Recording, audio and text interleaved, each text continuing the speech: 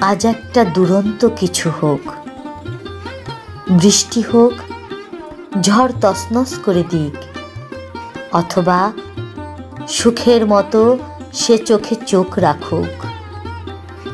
আজ একটা ভাঙচুর কিছু হোক, জাহাজ ভাঙুক, জল ডুবিয়ে নিক, অথবা নাবিকের মতো সে এসে হাত ধরুক। আজ বুকের ভেতরে একটা লণ্ডভণ্ড কিছু হোক,